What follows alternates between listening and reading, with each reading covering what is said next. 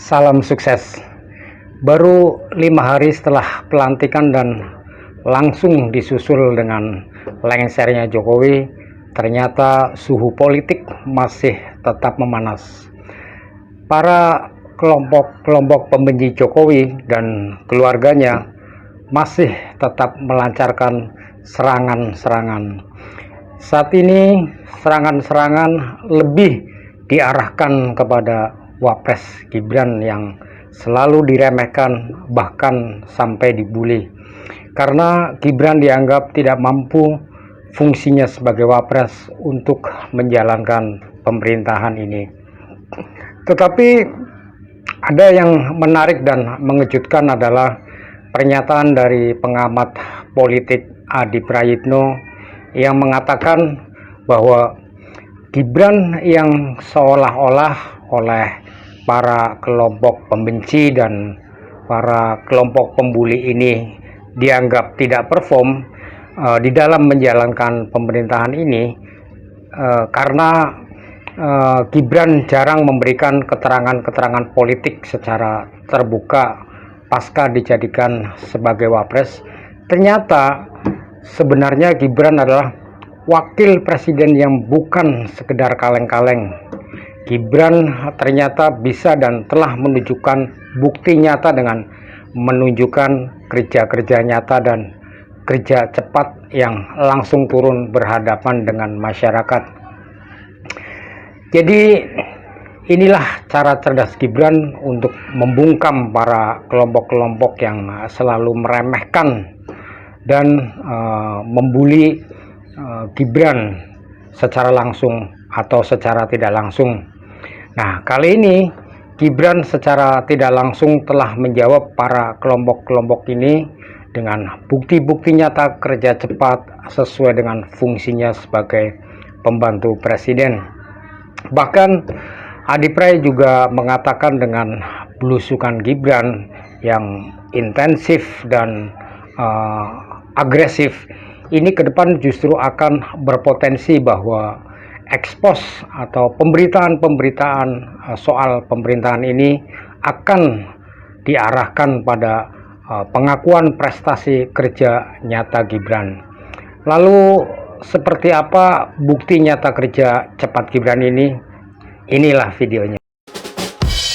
Kita melakukan, kita ada di Youth Elite Training Center yang ada di Cibubur, yang insya Allah nanti akan selesai di akhir Desember. Sekali lagi ini adalah proyek yang sangat strategis karena sekali lagi ini penting sekali untuk nanti ke depan untuk peningkatan prestasi-prestasi atlet kita. Dan tadi saya lihat ada tebing ini yang paling penting ini. Jadi buat menghadapi Olimpiade 2028. Nah, jadi sudah tidak ada alasan lagi. Tidak ada alasan lagi nanti tempat latihan kurang tempat latihannya cukup.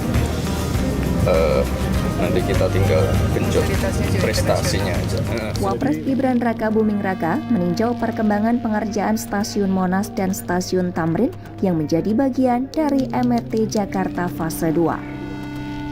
Peninjauan ini dilakukan Gibran usai menghadiri pelantikan Sekretaris Kabinet dan Wakil Menteri Kabinet Merah Putih di Istana Negara pada Senin 21 Oktober 2024 sore.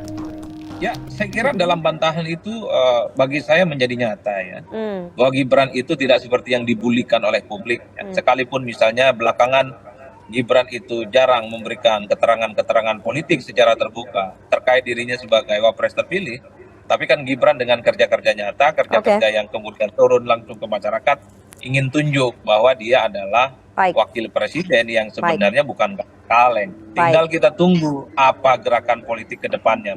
Kedua, menurut saya ini kan sebenarnya untuk membungkam kelompok-kelompok kritis yang selama ini seakan-akan selalu mencari di mana Gibran. Di saat Prabowo Subianto misalnya melakukan konsolidasi, melakukan begitu banyak aktivitas politik, kan Gibran ini kan nyaris tidak pernah kelihatan peran-peran politiknya. Nah, Gibran setelah dilantik ini kan ingin unjuk kekuatan dan unjuk kebolehan bahwa Gibran selama ini yang disebut tidak pernah diajak bicara, tidak pernah diajak dalam konsolidasi, tapi nyatanya langsung kerja cepat gitu, sebagai bukti bahwa sebenarnya untuk urusan kerja ya tentu Gibran itu juga adalah sosok yang sebenarnya sangat untuk bisa diandalkan. Mas Adi, gaya kepemimpinan Gibran yang sering belusukan ini kan mirip ya dengan gaya kepemimpinan ayahnya, yakni Pak Jokowi. Apakah Anda memang melihat Gibran seolah ingin meniru gaya bapaknya, belusukan ini?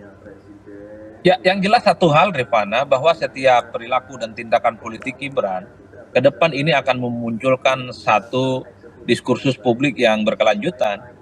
Karena apapun satu ya, Gibran ini kan terkesan sangat irit bicaranya. Terkesan misalnya tidak terlampau menjawab secara langsung pertanyaan-pertanyaan doorstop yang disampaikan oleh kawan-kawan media.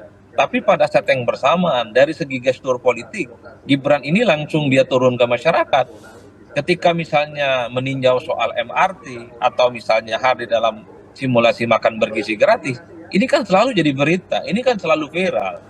Ini kan selalu menjadi konsumsi bagaimana Gibran itu tidak terlampau banyak bicara, tapi hal-hal yang sifatnya teknis, bersentuhan langsung dengan masyarakat, dibicarakan. Ini yang sepertinya mempertebal bahwa gaya kepemimpinan Gibran ini mirip-mirip Jokowi, bahwa berwacana, bernarasi, itu tidak terlampau penting. Yang paling penting adalah bagaimana menyapa langsung masyarakat, berdialog dengan mereka, dan kira-kira persoalan apa yang harus mereka tuntaskan.